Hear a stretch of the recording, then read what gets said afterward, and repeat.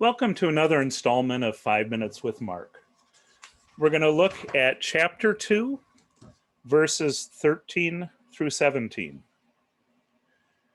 Jesus went out again beside the sea, and the whole crowd gathered around him, and he taught them. As he was walking along, he saw Levi, son of Alphaeus, sitting at the tax booth. And he said to him, "Follow me." And he got up and followed him. And as he sat at dinner in Levi's house, many tax collectors and sinners were also sitting with Jesus and his disciples, for there were many who followed him.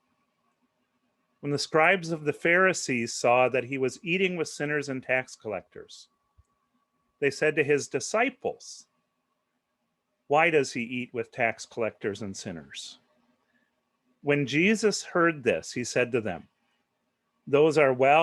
Those who are well have no need of a physician, but those who are sick. I have come not to call the righteous, but sinners."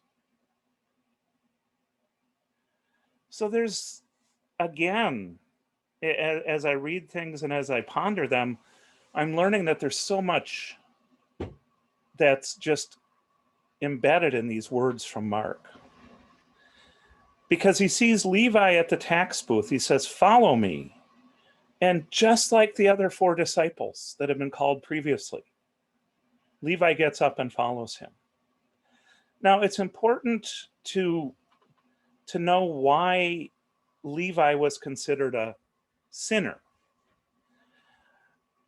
In Jesus' day, the tax collectors were tasked with collecting the taxes for the Roman Empire. And there was what was considered a fair tax. There was what they had to give to Rome. And the way that they were paid is whatever went beyond what they gave to Rome, they had to keep. And so if you were well off and you were a tax collector, it was assumed that you skimmed more off the top than you should have. So basically, any tax collector who seemed to be well-to-do was obviously taking advantage of the people, because when he said pay taxes, you paid taxes. It was a tax collector who determined how much you pay, knowing how much he had to give to Rome. And so there's that whole tax collector sinner thing. And wouldn't you know it, one sinner draws a crowd of sinners. And so Mark is very clear to point out that as he's at dinner in Levi's house, there's a bunch of sinners with him and his disciples. And so when the scribes, the same scribes that in the last story questioned him for blasphemy because he said he could forgive sins, these same scribes talked to his disciples, not Jesus. They don't have the guts to talk to Jesus. And they ask, why does he eat with tax collectors and sinners? And Jesus, when he hears this, says, those who are well have no need of a physician, but those who are sick.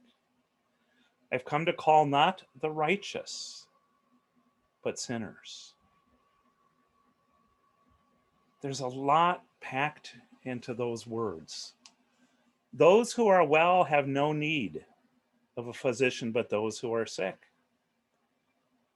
In other words, if these were righteous people, why would they need that word of grace, that word of healing, that word of forgiveness?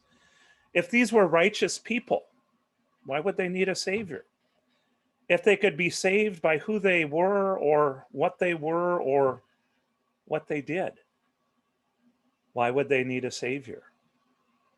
And that goes contrary to what the scribes and the Pharisees would teach, that if you did the right things, if you followed the law in the right way, you could be saved. So Jesus has already bucked that. But then he just kind of piles it on. I have come to call not the righteous, but the sinners. We've been talking about the good news of Jesus since the beginning of the Gospel of Mark. And here we get a real glimpse of what that is after the parable of the forgiveness, after the story. Jesus is starting to lay out the case that what he has been called to do is to forgive sin. Thanks, and I'll join you another day.